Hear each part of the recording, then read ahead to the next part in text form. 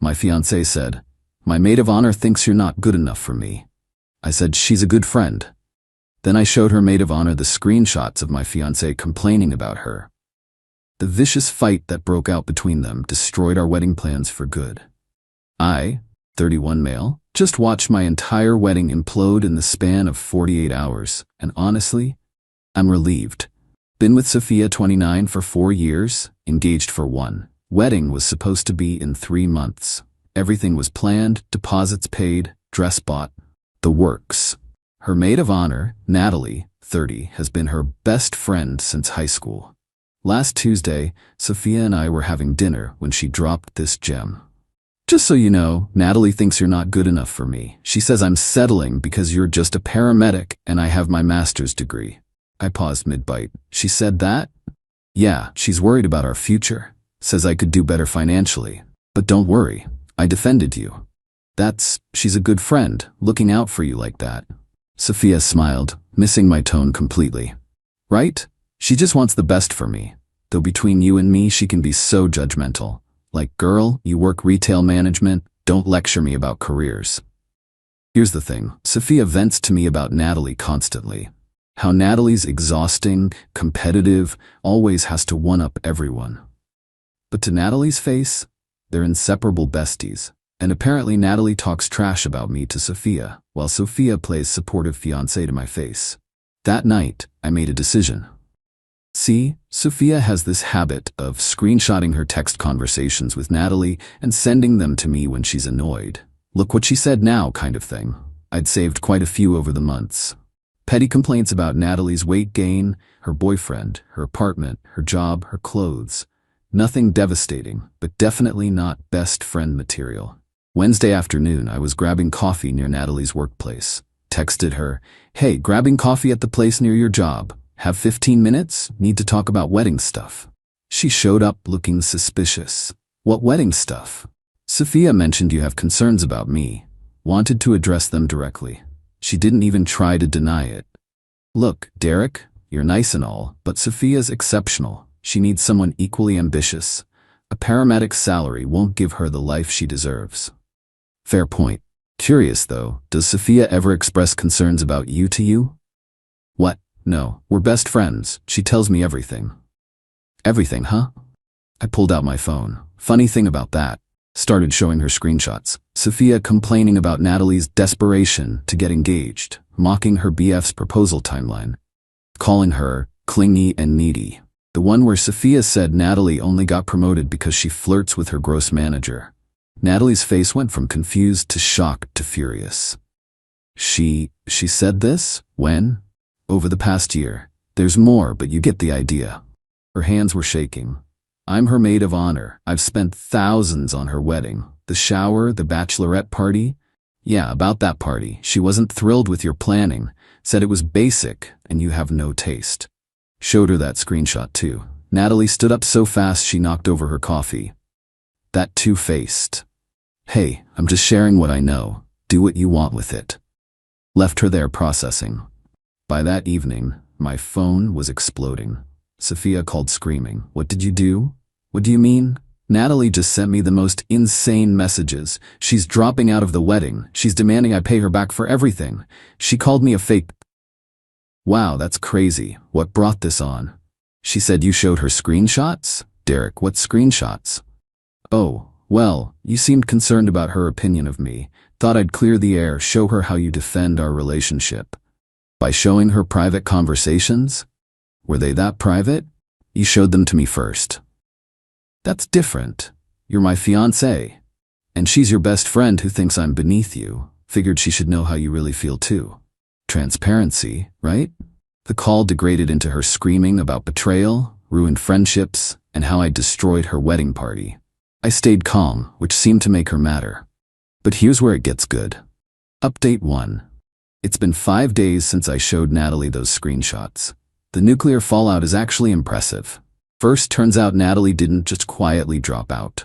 Oh no. She went full scorched earth, created a group chat with all the bridesmaids and shared her own screenshots of Sophia talking badly about each of them. Apparently, I wasn't the only one Sophia vented to about her friends. My phone rang Thursday morning. It was Sophia's sister, Veronica. Derek, what is happening? The entire bridal party is imploding. Ask Sophia. She's hysterical. Says you sabotaged her friendships. Half the bridesmaids are dropping out. I showed one person some texts. Everything else is between them. This is so petty. How could you? Veronica, did you know Sophia calls you the jealous sister behind your back? Says you're bitter about her engagement because you're still single? Silence. I'm not trying to hurt anyone, but maybe Sophia shouldn't talk badly about people she claims to love. Hung up on me. By Friday, the wedding group chat, which I was unfortunately still in, was a war zone. 3 of 6 bridesmaids officially out. The other 3 were reconsidering. Natalie had posted a long message about fake friends and two-faced behavior that got 20 reactions before Sophia removed her from the group. Then came the vendor complications. See, Natalie had connections. The florist, her cousin, DJ, her boyfriend's brother, photo booth, her uncle's company. All gave us friend rates. Got an email from the florist Friday afternoon. Due to unforeseen circumstances, we need to cancel your order. Full deposit will be refunded. DJ texted, hey man, awkward situation, but we're double booked for your date now. Really sorry. Refunding deposit. Photo booth company. Equipment malfunction for your date. So sorry. Checks in the mail. Sophia was livid. Called me at work. They're all canceling. This is sabotage. That's unfortunate. Good thing we'll get the deposits back though. Derek, we're getting married in 3 months. Do you know how hard it'll be to find new vendors? Maybe some of your other friends have connections? What other friends? Thanks to you, everyone thinks I'm some backstabbing gossip. I mean, aren't you? She hung up. Saturday brought new drama. Sophia's mom called. Very cold, very formal. Derek, we need to discuss the wedding situation. Sure. Francis and I are concerned about the recent drama. Several family members have reached out after hearing from the bridal party. This reflects poorly on our family. Francis is Sophia's dad. Old money, very concerned with appearances. I understand your concerns. We've invested significantly in this wedding, the venue, catering, deposits. Now we're hearing the wedding party has dissolved, the vendors are canceling? That's between Sophia and her friends. No, Derek, when you propose to someone, you join their family. Your actions affect all of us. This behavior is unacceptable. What behavior? Being honest? Being vindictive. Sophia says you deliberately sabotaged her friendships. I showed her maid of honor text that Sophia sent me. If their friendship couldn't survive that, maybe it wasn't that strong. Long pause. We need to consider whether this union is appropriate. Maybe you should. She hung up. 20 minutes later, Sophia texted, you turned my parents against me too? I hadn't, but her mom had probably asked some pointed questions about the screenshot situation. Sunday was quiet. Too quiet. Then Monday hit. Update 2 Monday morning, got a call from our venue. Very professional, very apologetic. The Rosewood Estate needed to discuss our booking. Mr. Thompson, this is Elaine from events. I'm calling about your upcoming wedding. Is there a problem? Well, we received some concerning calls over the weekend. Multiple members of your wedding party contacted us about canceling their hotel blocks. The mother of the bride also inquired about our refund policy. I see. We're happy to accommodate whatever you decide, but we need clarity. The final payment is due in 2 weeks. I'll discuss with Sophia and get back to you. Of course, though I should mention, if you do need to cancel, we have a waiting list for your date. If you notify us by Friday, we could refund 75% of your deposit as a courtesy. That's very generous. I'll let you know. Texted Sophia. Venue called. Your mom asked about refunds. Her response was immediate. Do not cancel anything. But the damage was spreading. See, when you plan a wedding, everything's interconnected. Vendors talk. Venues communicate with preferred vendor lists. Word travels. The cake decorator emailed asking if we still needed the tasting appointment. The photographer wanted to confirm we're still moving forward. The string quartet wondered if plans had changed. Tuesday night, Sophia showed up at my apartment, first time since the explosion. She looked rough, hair unwashed, yoga pants, puffy eyes. We need to fix this. Fix what? Everything. The wedding, my friendships, us. Okay. How? She stared at me. How? You caused this. You fix it. I showed Natalie screenshots of texts you sent me. That's all I did. You knew what would happen. Did I? I thought best friends could handle honesty. This isn't about honesty. You wanted to hurt me. No, Sophia, I wanted to show you how it feels when someone you trust talks badly about you behind your back, like Natalie did to me. Like you do to everyone. I was venting. Everyone vents. There's a difference between venting and being cruel. You called Natalie pathetic for staying with her boyfriend. You mocked your sister for being single. You made fun of your cousin's wedding dress. That's not venting. That's mean. She started crying. I didn't mean any of it. Then why say it? I don't know. Sometimes people annoy me, but I still love them. Do you though? Because love doesn't usually involve calling someone desperate and clingy to their fiancé while playing bestie to their face.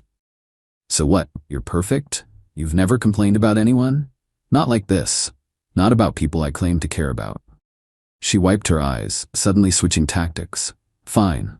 I'm a horrible person. But Derek, we have a wedding in 3 months. Deposits we can't get back. My dress is being altered. People have plane tickets. All solvable problems. By getting married. Or by not getting married. That stopped her cold. You're not serious. Sophia, our entire wedding party abandoned ship in less than a week. Your vendors are fleeing like rats. Your parents are questioning our relationship. Maybe the universe is trying to tell us something. The universe isn't telling us anything. You did this. I revealed the truth. Everyone else made their own choices based on that truth. She stood up, angry now. This is what you wanted all along. You never wanted to marry me.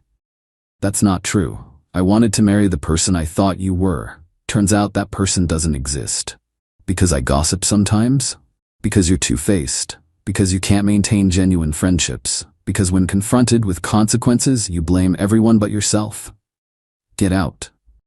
This is my apartment. She grabbed her purse. 3 months, Derek. 3 months of planning, deposits, everything. You're really gonna throw it all away?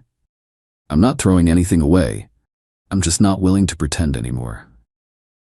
She left, slamming the door.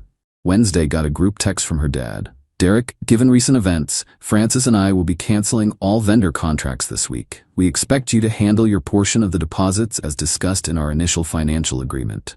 My portion was 30%. Theirs was 70%. I'd already paid my share.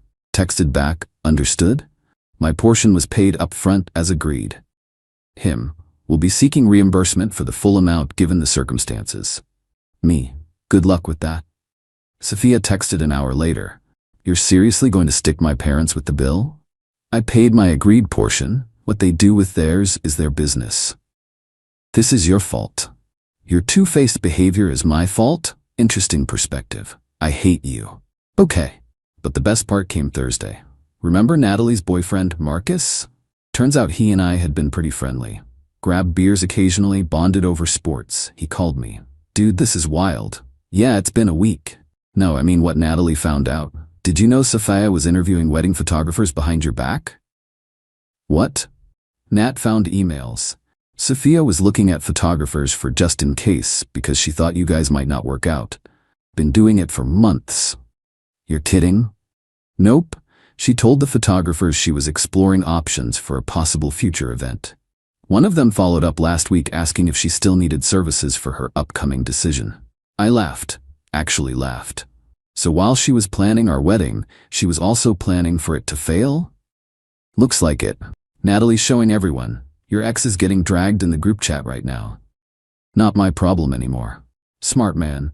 Hey, wanna grab a beer this weekend? Celebrate your freedom? Absolutely. The wedding is officially off. Venue got their notice. Deposits are being fought over between Sophia and her parents. The dress is sitting in her closet unworn. The bridesmaids scattered to the wind. And me, I'm sitting in my apartment, cold beer in hand, watching the entire house of cards collapse. Sometimes the best revenge isn't elaborate. Sometimes it's just pulling one thread and watching everything unravel. Though I do feel bad for one person, her cousin who already bought a plane ticket, sent her $300 to cover it. She texted back, thanks. For what it's worth, we all knew Sophia was like this. We just never said anything. Yeah, that seems to be the pattern. Weddings off, friend groups destroyed, relationships over, and honestly, I've never felt lighter.